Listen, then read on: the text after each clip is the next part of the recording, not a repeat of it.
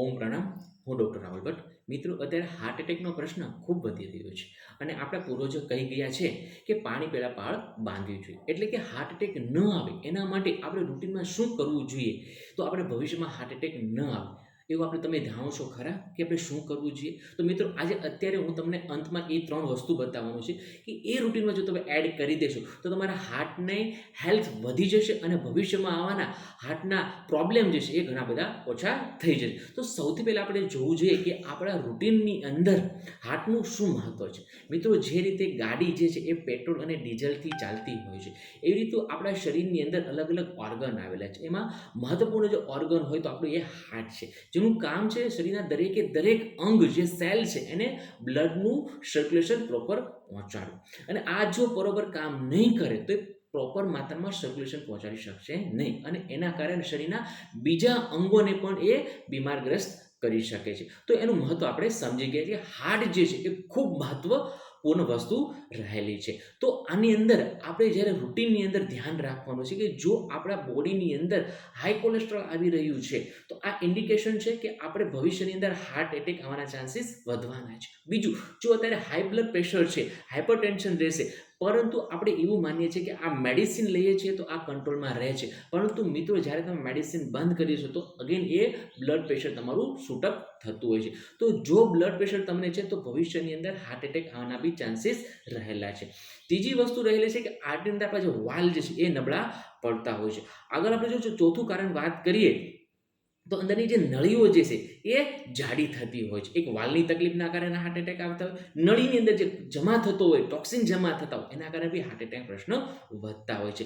આગળ વાત કરીએ તો આપણા શરીરની અંદર જો આપણે ઓબેસ છીએ, વધુ પડતું વજન છે, જન્મથી આપણે જો ઓબેસ છીએ, જન્મથી આપણું વજન ધીરે ધીરે વધી રહ્યું છે તો આપણે એમાં ધ્યાન રાખવું જોઈએ. અને અત્યારે જો તમારું વજન તમારા બોડીને હાઇટ પ્રમાણે વધારે છે તો એના માટે ખાસ પ્રોગ્રામ આપણે કરવો જોઈએ. જો વજન વધારે હશે તો પણ હાર્ટે વધુ પમ્પિંગ કરવું પડતું હોય છે અને આ પમ્પિંગના કારણે હાર્ટ પર લોડ વધારે આવતો હોય છે અને એક્સેસિવ લોડના કારણે જો ઘરની અંદર ઇલેક્ટ્રિસિટી બી જતી રહેતી હોય તો આ તો હાર્ટ છે એ ગમે ત્યારે બંધ થઈ શકતું હોય છે.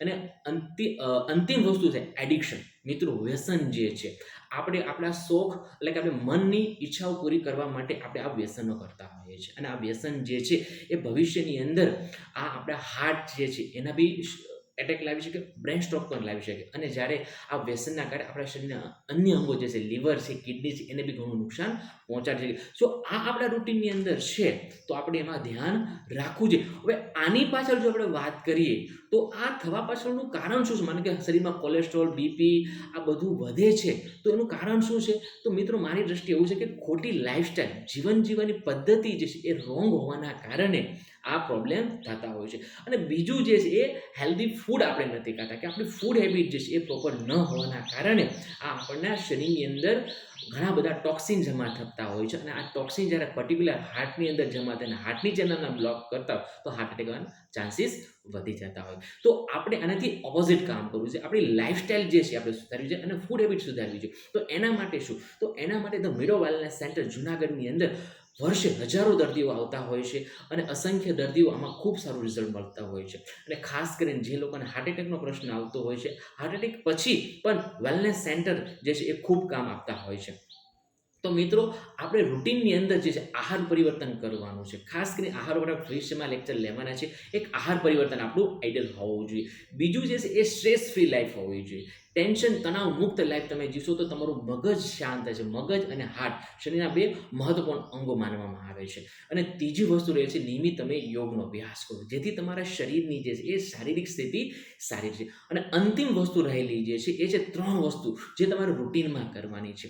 સૌથી પહેલાં મિત્રો, સવારે નાસ્તો તમે જ્યારે કરો છો, હાર્ટનો પ્રશ્ન છે તો, અને અધરવાઇઝ તમારી ઉંમર 40થી ક્રોસ કરી ગયા, 45 તમે ક્રોસ કરી ગયા અને તમારા શરીરમાં કોઈ પણ પ્રશ્ન નથી તો આ વસ્તુ તમારે આજથી જ આપણે ચાલુ કરવી જોઈએ.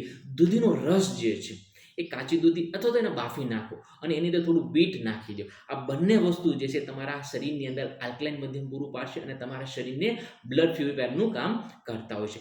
બીજી વસ્તુ રહેલી છે જે છે એલોવેરા.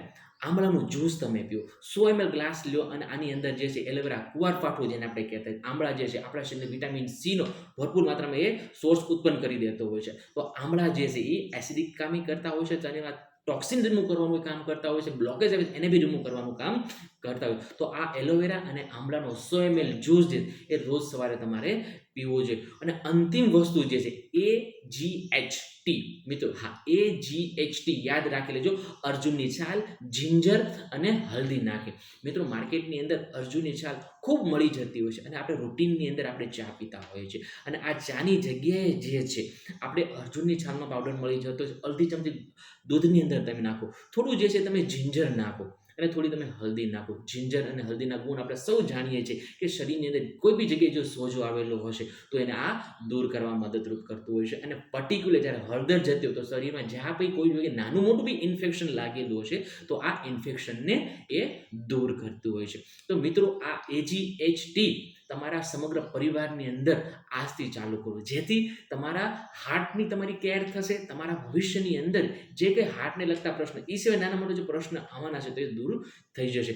આવી ઇન્ફોર્મેશન અમે આપવાના છીએ હાર્ટને લગતા ડાયટ વિશે, હાર્ટને લગતા યોગ વિશે, હાર્ટને લગતા મેડિટેશન વિશે. તો વધુ માહિતી ને વધુ માટે આપણે નેક્સ્ટ વિડીયોમાં મળશું. ત્યાં સુધી ધન્યવાદ.